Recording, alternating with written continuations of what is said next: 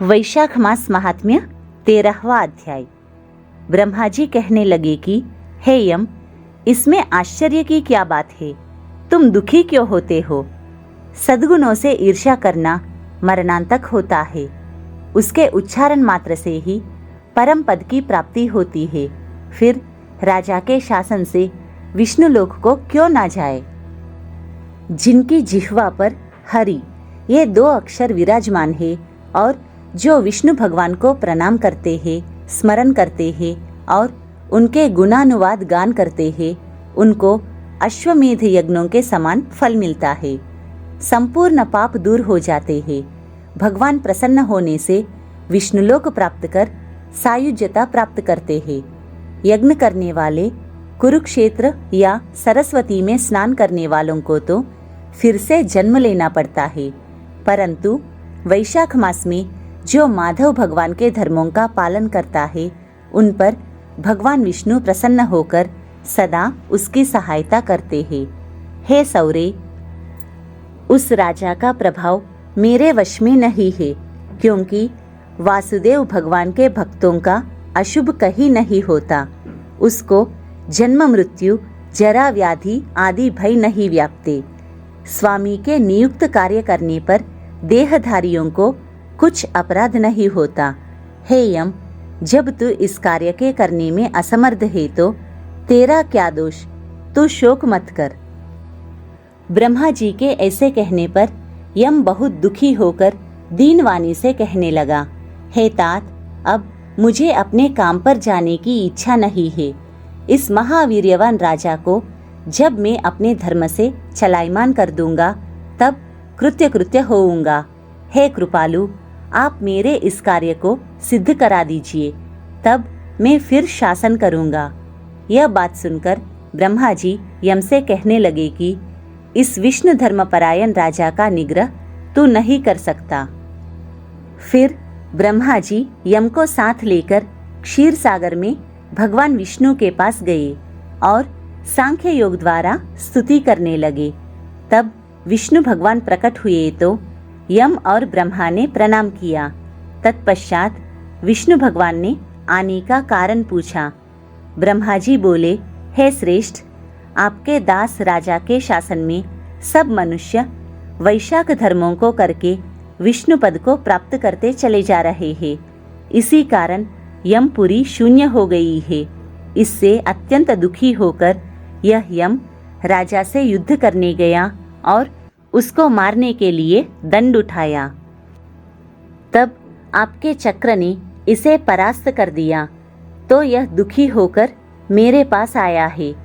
हम आपके महात्मा भक्तों को दंड देने की सामर्थ्य नहीं रखते हैं, अतएव हे महाविभो, हम आपकी शरण में आए हैं। इसलिए हे प्रभु, उस राजा को दंड देकर आप अपने यम की रक्षा कीजिए। ब्रह्मा के यह वाक्य सुनकर विष्णु भगवान हंसे और ब्रह्मा जी तथा यम से बोले कि मैं लक्ष्मी तथा प्राण और देह, श्रीवत्स, कौस्तुभमणि तथा वैजयंती माला, श्वेतद्वीप, वैकुंठ, क्षीरसागर, शेष और गरुड़ का त्याग कर सकता हूँ, परंतु ऐसे भक्तों को कदापि नहीं त्याग सकता जिन्होंने मेरे लिए संपूर्ण भोग त्याग दिए, प्राण छोड़ दिए, मुझ में ही अपनी आत्मा को लगा दिया। उन्हें मैं कैसे छोड़ सकता हूँ? अतएव हे यम, मैं तेरे दुख को दूर करने का उपाय बताता हूँ। उस राजा को मैंने 10 सहस्र वर्ष की आयु दी है। उसमें से 8 सहस्र वर्ष बीत चुके हैं।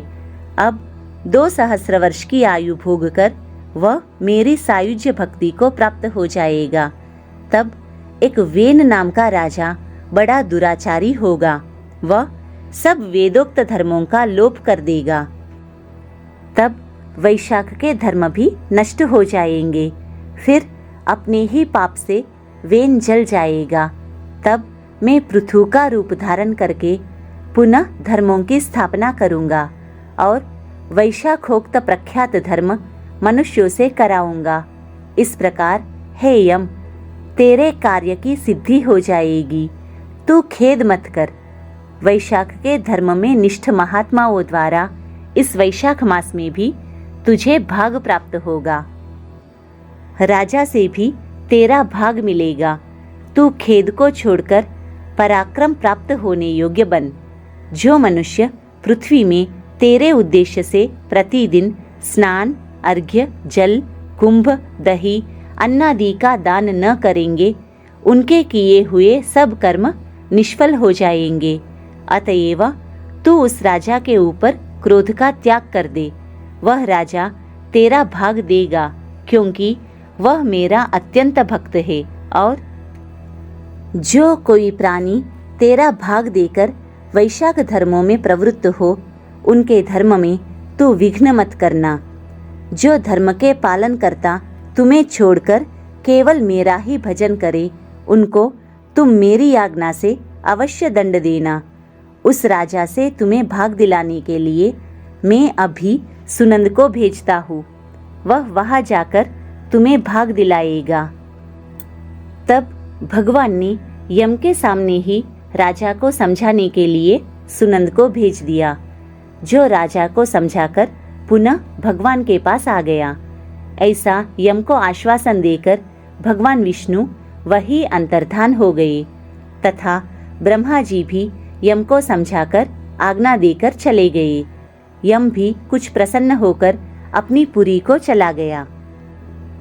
फिर सुनंद की आज्ञा पर राजा ने अपने राज्य में सारी प्रजा को प्रतिदिन यम के निमित्त स्नान, अर्घ्यादि करने की तथा वैशाख के धर्मों में यम को भाग देने की सूचना करा दी कि अगर जो कोई धर्मराज का भाग नहीं देगा, उसके वैशाख में दिए कर्मों को यमराज स्वयं ले लेंगे। वैशाख की पूर्णमासी के दिन पहले धर्मराज के लिए जल का घड़ा, दही तथा अन्नदान करना चाहिए। फिर पितृश्वरों के निमित्त, गुरु के निमित्त, पीछे जनार्दन मधुसूदन भगवान के निमित्त उनकी प्रतिमा बनवाकर धर्म के चलाने वाले गरीब ब्राह्मण को शीतल जल, दही, अन्न, तांबूल, दक्षिणा और फल कांसे के पात्र में रखकर अर्पण करने चाहिए। राजा स्वयं भी ऐसा ही करने लगा। तत्पश्चात राजा अपनी शेष आयु को पूरी कर यथेष्ट भोग भोग कर पुत्र पौत्रादि समेत वैकुंठ को चला गया। फिर वेन नाम का एक महानीच राजा हुआ। उसने सब धर्म तथा वैशाख धर्मों को लोप कर दिया अथा सब प्राणी धर्मों को करना भूल गए। इसी कारण वैशाखोक्त धर्म बहुत प्रसिद्ध नहीं रहा। विष्णु भगवान के कोई विरले भक्त ही इन धर्मों को जानते हैं।